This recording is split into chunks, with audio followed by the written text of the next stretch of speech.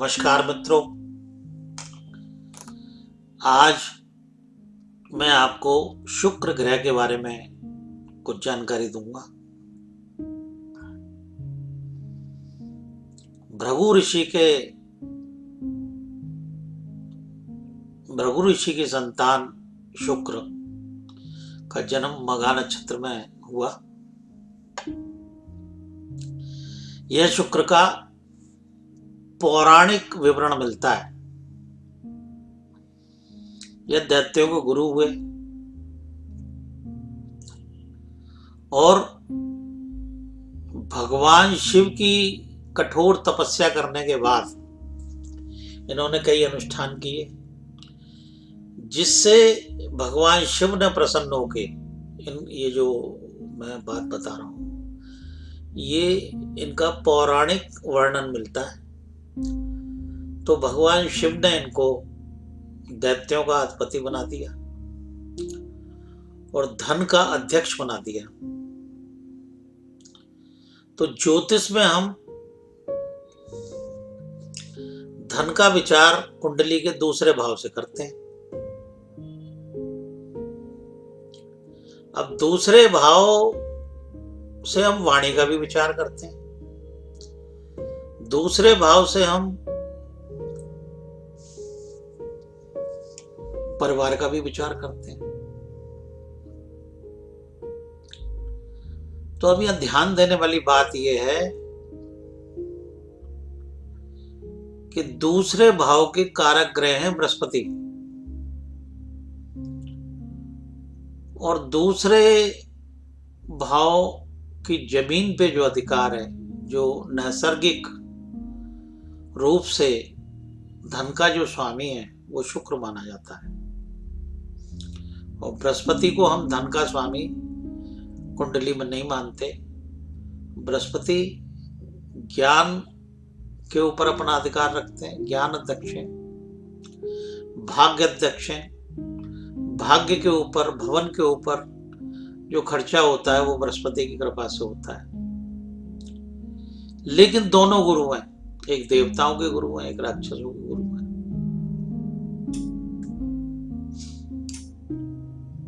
शुक्र दैत्यों के गुरु हैं और बृहस्पति देवताओं के गुरु हैं। शुक्र ने हमेशा दैत्यों की भलाई के लिए काम किया और बृहस्पति ने हमेशा देवताओं की भलाई के लिए काम किया। परंतु दोनों गुरु हैं और दोनों गुरु का काम भी अलग अलग है। लेकिन जब हम धन के विषय में विचार करते हैं तो हमें शुक्र पे ही ज्यादा ध्यान देना पड़ता है। तो मित्रों, ज्योतिष के अंदर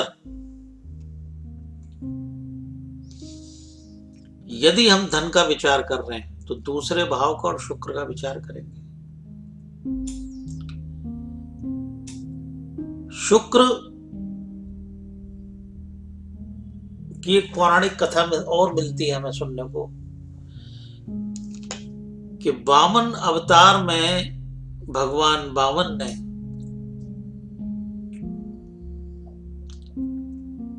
राक्षस देव राजा बलि से 3 पग धरती मांगी थी दान में। तो जब राजा बलि उस सागर से अंजलि में जल डाल रहे थे तो शुक्र उस सागर की टूटी में जाके बैठ गए और उस टूटी में भगवान वामन देव ने कुशा से कुरेद दिया। तो उस घटना में शुक्र की आंख चली गई। तभी से शुक्र ग्रह को काणा भी माना जाता है, एक आंख का माना जाता है। शुक्र के पास संजीवनी विद्या थी। ये संजीवनी विद्या थी क्या? ये संजीवनी विद्या ये थी कि मरे हुए को जीवित करते। और ये विद्या सीखने के लिए, ये विद्या गुरु के पास भी नहीं थी। ये विद्या सीखने के लिए देवगुरु बृहस्पति का पुत्र कच्छ इनके पास गया।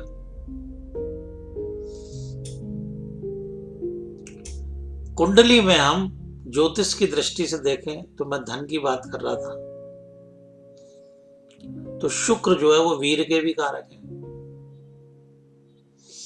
जिनका कुंडली के अंदर शुक्र बढ़िया बैठा होता है, उस व्यक्ति का, उस जीव का वीर बड़ा पुष्ट होता है,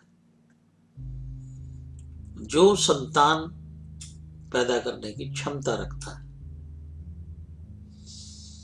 शुक्र के दो रूप हैं। भृगु ऋषि के यहाँ इन्होंने स्त्री के रूप में जन्म लिया, श्री के रूप में जन्म लिया। तो ये सुबह की स्थिति में, जो सुबह का तारा, ये एक चमकीला ग्रह है, ये बहुत सुंदर ग्रह है, बहुत चमकीला ग्रह है। जब सुबह को तारे का रूप ये धरते हैं,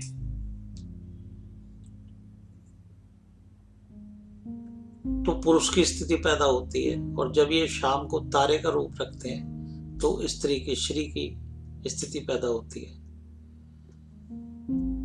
तो मत्स्य पुराण के अनुसार ये माना गया कि शुक्र स्त्री और पुरुष दोनों के कारक हैं। अगर विवाह के समय हम आदमी की कुंडली देख रहे हैं तो हमें यह देखना पड़ेगा कि शुक्र की स्थिति कैसी है, क्योंकि पुरुष की कुंडली में शुक्र यदि जैसा बैठा होगा वैसी ही उसकी स्त्री को दर्शाएगा, और स्त्री की कुंडली में जैसा शुक्र बैठा होगा वैसे ही वो उसका पति को दर्शाएगा। ये बड़ा ज्योतिष में समझने वाला, समझने योग्य भेद है। तो मित्रों, जिसकी कुंडली में शुक्र बढ़िया नहीं है तो उसकी धन की स्थिति भी अच्छी नहीं है, उसके ऐश्वर्य की भी स्थिति बढ़िया नहीं है, उसके व्यापार की भी स्थिति बढ़िया नहीं है।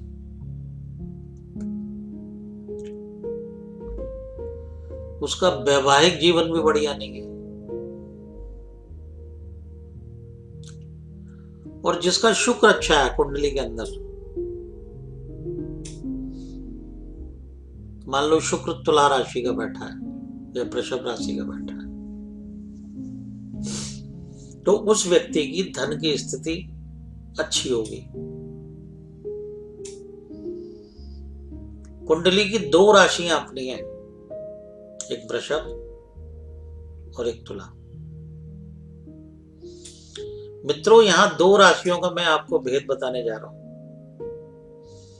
वृषभ राशि के जो लोग होते हैं, या वृषभ जिनकी राशि होती है, या जिनकी वृषभ कुंडली में लगन होती है, तो उनका स्वभाव और विचार कैसे होंगे। जिसकी वृषभ राशि या वृषभ लगन होगी कुंडली के अंदर, ऐसा व्यक्ति गौरवर्ण होगा, जिद्दी होगा, स्वार्थी होगा। लेकिन वो स्वार्थी ऐसा होगा कि अपने स्वार्थ के लिए किसी का नुकसान ना करे, काम ही होगा। स्त्रियों के प्रति उसका विशेष लगाव होगा। तो ये वृषभ राशि के गुण शुक्र के माने जाएंगे। इसी तरीके से यदि किसी की तुला राशि होगी या तुला लगन होगी, तो ऐसा व्यक्ति महास्वार्थी होगा। अपने 10 रुपए लगा के सामने वाले से 100 रुपए का फायदा सोचेगा, और मजे की बात, अपने 10 रुपए के फायदे के लिए सामने वाले क्या हजारों रुपए का नुकसान हो जाए, उसे कोई फर्क नहीं पड़ता। ये शुक्र की दो राशियों का स्वभाव है। ऐसा व्यक्ति जिसकी तुला लगन हो या तुला राशि हो, मीठा बोल के अपना काम निकाल लेगा, और काम निकलने के बाद वो पीठ में ऐसा छुरा घोंपेगा कि सामने वाला तड़प के मर जाए, उसे कोई फर्क नहीं पड़ेगा। ये दोनों राशियों का और लग्नों का प्रभाव है।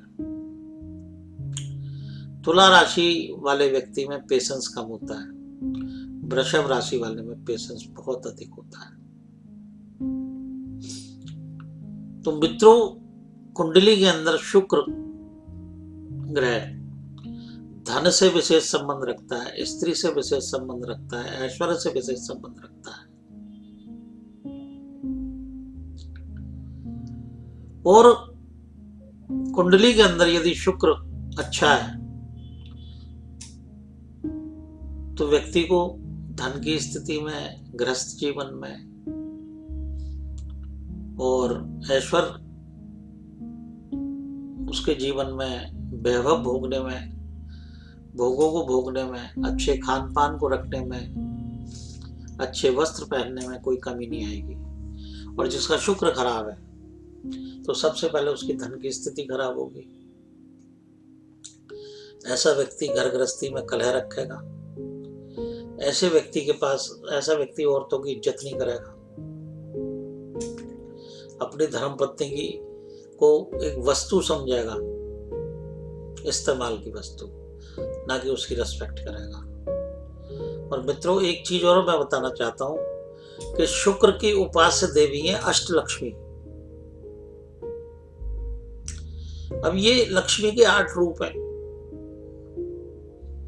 पहला रूप गाय का, दूसरा रूप मंदिर में जो बैठी है उसका, तीसरा रूप मां का, चौथा रूप धर्मपत्नी का, पांचवा रूप बहन का, छठा रूप जो हम तिजोरी में धन रखते हैं उसका, सातवां रूप जो हम लक्ष्मी को दिवाली पे पूजते हैं उसका, गणेश जी के साथ, और 8वां रूप हमारी ज्ञान का और बुद्धि का जो साथ देती है वो लक्ष्मी। तो ये इस तरीके से जिस व्यक्ति का शुक्र खराब हो उसकी 8 की 8 लक्ष्मियां खराब हो जाती हैं। उस व्यक्ति को किसी भी लक्ष्मी का सुख नहीं मिलता। तो ऐसी स्थिति में क्या करें? ऐसी स्थिति में सबसे पहले हम गाय की सेवा करें, किसी भी रूप में करें। मित्रों, जिस व्यक्ति का शुक्र खराब होता है तो उसकी विशेष पहचान होती है कि उसकी पत्नी की सेहत, हेल्थ खराब रहती है।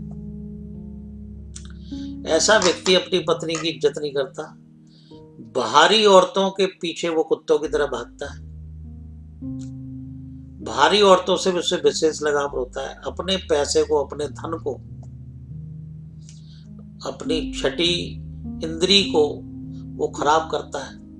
अपनी छठी इंद्री उसकी बेकार हो जाती है। जो सोचने समझने की सेंस है, छठी सेंस जो बोलते हैं, सिक्स सेंस जो बोलते हैं, वो उसकी बेकार हो जाती है। तो मित्रों, कुंडली के अंदर जिसका शुक्र खराब है उसकी ये 8 रूप की जो लक्ष्मियां हैं ये सब बेकार हो जाती हैं और उसको किसी भी रूप में सुख नहीं मिलता, दुख ही दुख मिलता है। तो ऐसी स्थिति में क्या करें? गाय की सेवा करें, धर्म पत्नी की इज्जत करें, बहन बेटियों को दान दें, अपनी माता की रिस्पेक्ट करें, मंदिर में जाएं तो मंदिर में श्रद्धा भाव से मत्था टेकें, और क्या करें?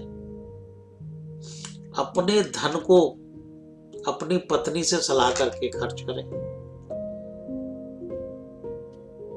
शराब, मांस, अय्याशी, जो भी फिजूल खर्चा है वो ना करें। या धन को आने के बाद अपने अहंकार पे, अपनी ऐश परिस्थिति पे पैसा सोच समझ के खर्च करें। अपने बुरे वक्त के लिए पैसा रखें।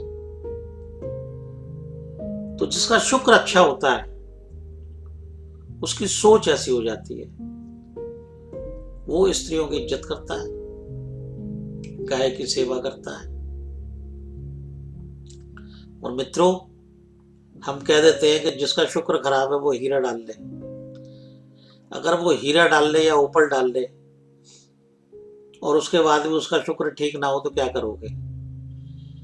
तो ये एक टेक्निकल पॉइंट मैं आपको बताने जा रहा हूँ कि जो व्यक्ति हीरा या ओपल डालता है शुक्र के खराब होने पे, अगर वो अपनी पत्नी की, अपनी माँ की, अपनी बहन की या बाहरी औरतों की इज्जत नहीं करेगा तो ये हीरा व्यर्थ है, ये ओपल व्यर्थ है।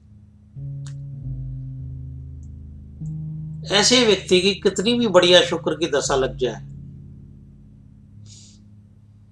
कितना भी कुंडली में बहुत बढ़िया शुक्र बैठा हो, अगर वो अपनी अष्ट लक्ष्मी की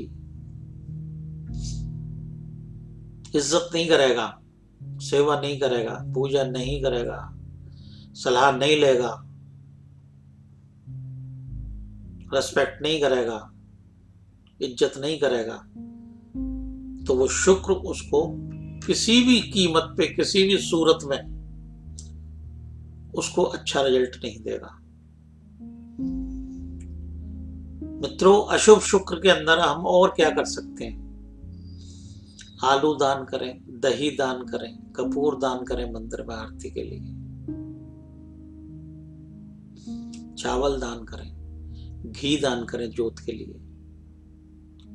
तो जब हम ऐसा करते हैं तो हमारा पैसा सही कार्यों में खर्च होता है, और जब हमारा पैसा सही कार्यों में खर्च होगा तो हमें शुक्र का अच्छा रिजल्ट मिलेगा, और जो काम हम अच्छी भावना से करेंगे तो उसका अच्छा ही फल मिलेगा। तो मित्रों, शुक्र से संबंधित आज मैंने कुछ जरूरी बातें आपको बताई। मुझे उम्मीद है कि आप इन्हें अमल में लाएंगे और इनसे लाभ लेंगे। धन्यवाद।